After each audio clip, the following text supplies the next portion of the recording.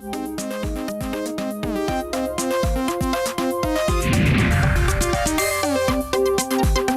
pusat mengundi ditutup serentak 5 petang. Saksikan 72% pengundi tunai tanggungjawab.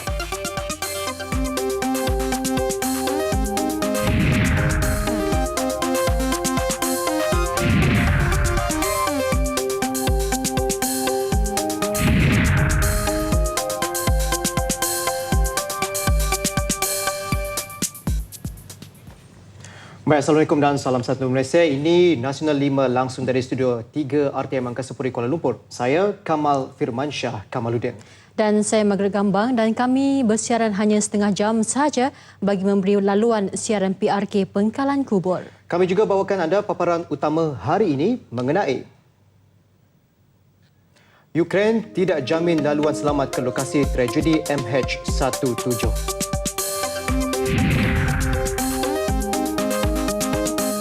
Proton Iris mampu ungguli segmen kereta kompak model Proton.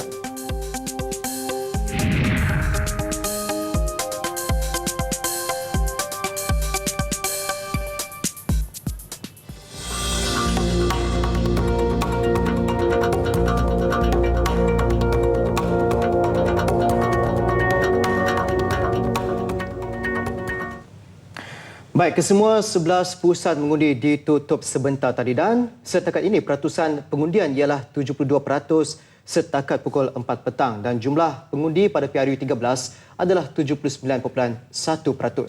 Ketika ini proses mengira undi sedang dilakukan di 45 saluran mengundi di 11 pusat pengundian. Untuk perkembangan PRK Pengkalan Kubur, kita berlintas langsung bersama Atikah Naim di Pusat Penjumlahan Undi di SMK Datuk BJ Wangsa. Silakan Wat Atikah. Kamal dan Mac, terima kasih di studio. Assalamualaikum dan salam satu Malaysia. Ketika ini saya berlintas langsung di Dewan Sekolah Menengah Kebangsaan Datuk BJ Wangsa bagi memberikan perkembangan terkini mengenai peratusan penjumlahan undi di kesemua 11 PDM di Dun Pengkalan Kubur ini. Dan pastinya sebentar tadi baru saja PDM 11 PDM baru saja ditutup kira-kira pukul 5 petang tadi dan saya pastinya sekarang ini dalam proses pengiraan jumlah undi di kesemua PDM. Dan untuk pengetahuan, sekarang ini satu peti undi awal telah pun dibawa dari Balai Polis Cabang 4 ini dibawa ke Dewan di sini di mana pengiraan telah pun selesai dan akan diumumkan mengikut kesesuaian nanti. Baik, mungkin saya boleh perincikan mengenai peratusan keluar undi sehingga pukul 4.30 petang tadi di mana Pengkalan Kubur jumlah keluar undi 1,549 ataupun 75%, Kampung Keting 2,040 ataupun 63.79%, Kampung Tebing 1,166 ataupun 76.76%, Kampung Geting 2,555 atau 76.15%, Simpangan 1,200 atau 77.97%, 2,233 ataupun 2,233 ataupun 78.71%, Telaga Bata 1,018 ataupun 59.53%, Bunuhan 1,087 atau 75.91% dan seterusnya Jubakar Darat 839 atau 84.75%, Kampung Bendang Pak Yong 1,927 atau 69.42%, Teluk Jering 502 atau 78.19% dan akhir sekali Kedai Geting 785 atau 51.51%.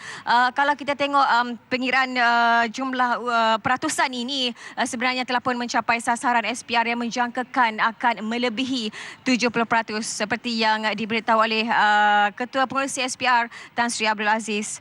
Baik, apapun kita tinggalkan sebentar mengenai peratusan mengundi ini, kita kembali Kepada berita seterusnya, iaitu aliran pengundi yang keluar menunaikan tanggungjawab dalam PRK Pengkalan Kubur adalah antara yang terbaik dalam PRK yang pernah diadakan sebelum ini. Ia sebenarnya didorong oleh pelbagai faktor selain daripada kesedaran terhadap pengundi itu sendiri. Petugas parti yang bertanding selain cuaca yang begitu baik pada sebelah pagi tadi.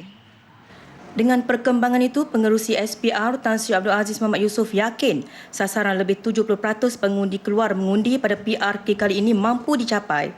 Menurutnya, peratusan mereka yang keluar mengundi sepanjang 4 jam pertama juga melebihi standard SPR iaitu 10%, iaitu 12% pada jam pertama diikuti 15% pada jam kedua, 16% pada jam ketiga dan 11% pada jam keempat.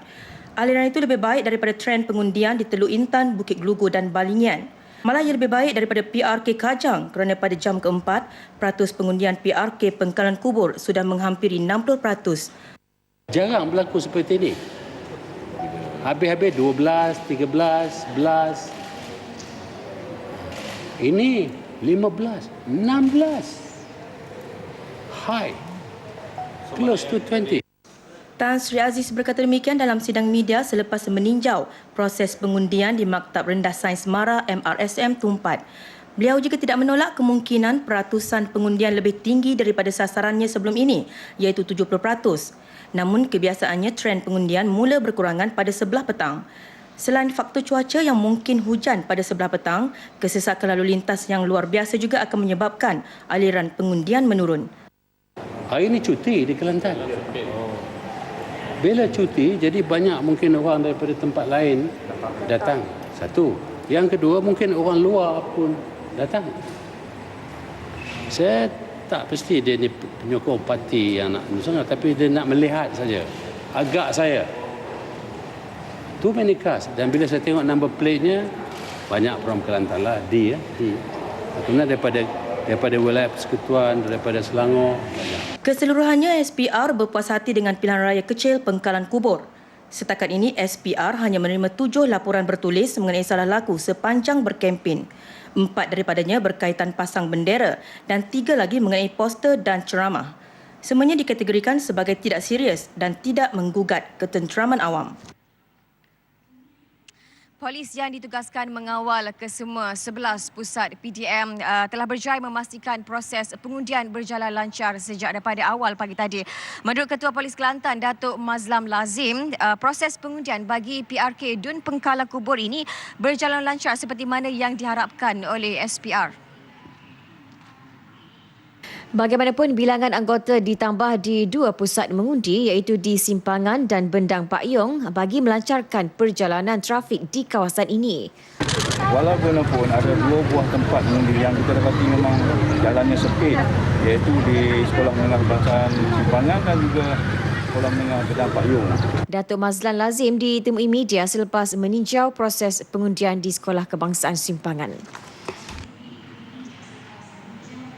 Baik, untuk perkembangan di pusat pengundian di SK Geting ketika ini, kita bersama dengan Dilaila Kadir di sana.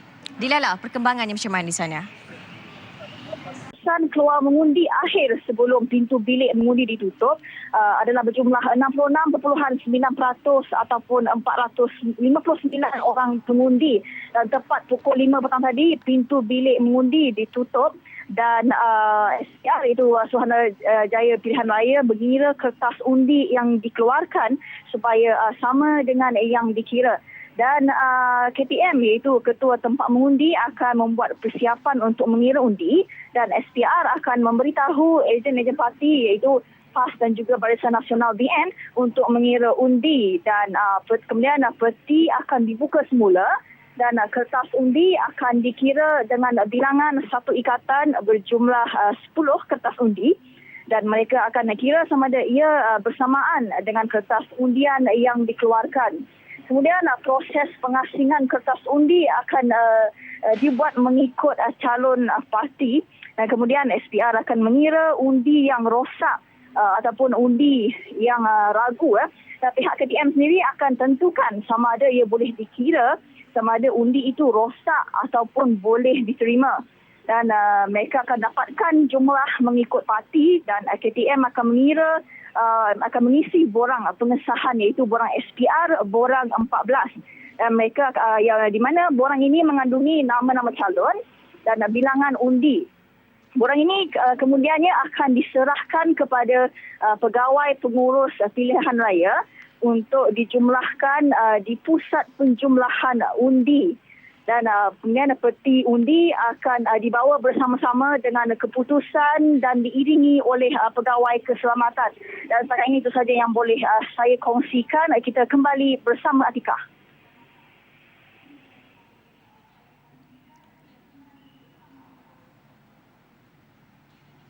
Baik, terima kasih Dilala perkembangan di Sekolah Kebangsaan Pengkalan Kubur. Apapun kita ke perkembangan seterusnya di Sekolah Geting, kita bersama dengan Susila Idayu. Susila, teruskan. Okey, Susi. Saya Atika. Saya ini berada di Sekolah Kebangsaan Geting 1, iaitu pusat mengundi bagi kawasan Kampung Geting.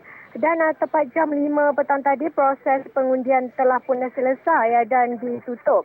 Secara keseluruhannya, jumlah pengundi yang keluar mengundi adalah seramai 2,393 daripada 3,355 pengundi atau 71.32%. Walau bagaimanapun, proses pengundian yang berlangsung di sini berjalan lancar. Sebelum ini saya lihat tumpuan para pengundi lebih ramai pada sebelah pagi berbanding pada sebelah petang. Dan untuk makluman, setelah proses mengundi ditutup, maka proses pengiraan undi akan dibuat. Selepas itu, kesemua peti undi akan dibawa ke pusat penjumlahan undi di Sekolah Menengah Kebangsaan Datuk Biji Wangsa. Saya kira itu sahaja laporan daripada saya. Kembali kepada Atika.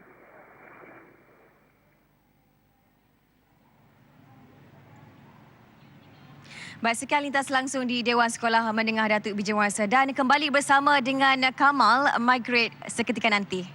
Kerajaan Ukraine masih belum dapat memberi jaminan keselamatan terhadap anggota misi penyiasat antarabangsa yang diketuai Belanda ke lokasi Nahas MH17. Meskipun Ukraine telah bersetuju mengadakan gencatan senjata dengan puak pemisah, namun insiden berbalas tembakan masih berlarutan di kawasan konflik terbabit. Perkara mengenainya dimaklumkan Datuk Seri Najib selepas pertemuan dua hala sulungnya bersama rakan sejawat dari Ukraine Arseniy Yatsenyuk di Ibu Pejabat Pertubuhan Bangsa Bersatu PBB di New York. Gencatan senjata itu walaupun masih berkuat kuasa tetapi hakikatnya keadaannya tidak masih membahaya dan tidak mengizinkan pasukan penyiasat yang diketuai oleh Belanda untuk masuk ke kawasan tersebut. Saya telah beritahu bahawa Malaysia masih berharap bersama-sama dengan pihak Belanda dan juga pihak Australia untuk menghantar pasukan kita ke kawasan tersebut. Masih ada 3 lagi jenazah ataupun mereka yang menjadi mangsa pada tragedi tersebut yang belum lagi dapat kita terima.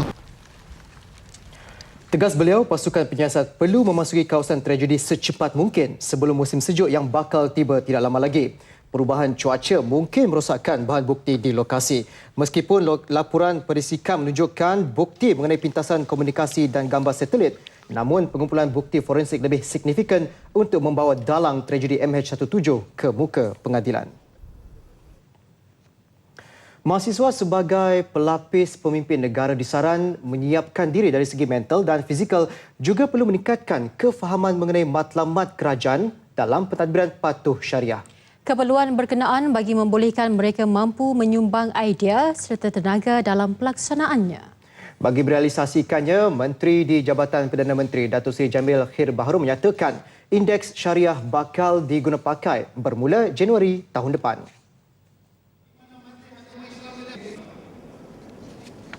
Dengan adanya indeks ini juga membantu kita untuk kita lebih melengkapkan lagi dan lebih mengupgradekan pada bidang-bidang dan jurusan yang perlu kita perkemaskan dalam konteks pentadbiran Islam di negara Malaysia. Beliau bercakap di Kuala Terengganu selepas menghadiri program santai bersama Menteri Anjuran Universiti Sultan Zainal Abidin Yuniza. Beliau yang juga Menteri Mentor Yuniza turut menasihati mahasiswa agar sentiasa membina jati diri, sahsiah dan sifat kepimpinan. Proton Iris yang model terbaru dilancarkan oleh Proton mendapat sambutan positif. Di Melaka, majlis berlangsung meriah dengan kehadiran pengunjung. Ya, bernama Margaret, dan nampaknya pelancaran di ruang pameran Proton Eda Peringgit Melaka disempurnakan Setiausaha Majlis Bandaraya Melaka bersejarah MBMB Mansur Sudin. Pelancaran Proton Iris merupakan kereta kategori kompak pertama keluaran Proton yang dinantikan ramai, menawarkan dua varian Proton Iris iaitu 1.3 dan 1.6 liter. Varian 1.3 liter menawarkan 4 pilihan iaitu standard manual, standard CVT, executive manual dan executive CVT. Manakala varian 1.6 liter pula menawarkan executive manual, executive CVT, premium manual dan premium CVT. Orang ramai yang ditemui berpuas hati dengan ciri-ciri yang terdapat pada Proton Iris. Muda, terutama yang baru lepas kerja lah. Ia amat sesuai lah sekali dengan warna yang menarik, harga berpatutan lah. Ada hasrat tak nak memiliki sebuah? Hasrat saya untuk memberi pada anak saya lah, insyaAllah lah. Model outside okey. Tengok luar design dia boleh lah. Then kalau dalam ini 1.3 lah. Saya nak tengok tu apa 1.6 lah. Sebab 1.6 ada 6 airbag kan. Ada apa? Itu LCD. Kereta Iris ni nampak lebih berkualiti lah dengan dia punya reka bentuk dia. Kemudian dengan sistem VVT yang disediakan lebih ekonomi dari segi penggunaan penyematan minyak dia. Dapat congak berapa yang menang, berapa yang kalah. Yeah. Cumanya majoritinya itu kadang-kadang agak berbeza dan dah tentu saya pun mengikuti juga dalam media sosial ni berbeza. Ada yang cakap menang itu, ada yang cakap menang ini. Saya tak mau sebutlah nama-nama tu. Yep. Tetapi kita tunggulah hingga mungkin pukul rasmi nanti pukul 9 insyaAllah. Yeah. Yang betul-betul kita boleh pecah. Okay. Dia punya kelegaan, keluasan dia pun okey. Tak ada masalah lah. Kalau dia ada 1.6 kan. 1.6 kalau beli pun kita beli 1.6 baik. Dah ada semua barang-barang tu tak payah nak beli lagi. Ciri-ciri lain, Proton Iris menawarkan butang penghidup enjin dan kamera undur belakang bagi varian 1.6 liter. Baik saudara, fokus utama Nasional 5 sekali lagi, 11 pusat mengundi ditutup serentak 5 petang. Saksikan 72% pengundi tunai tanggungjawab setakat pukul 4.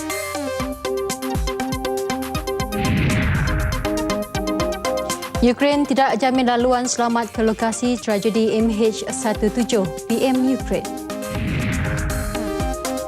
Proton Iris mampu ungguli segmen kereta kompak.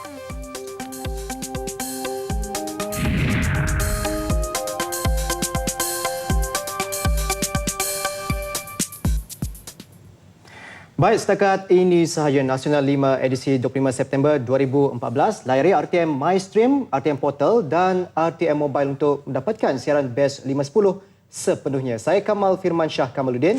Dan saya Margaret Gambang. Nasional 5. Terus kepada anda.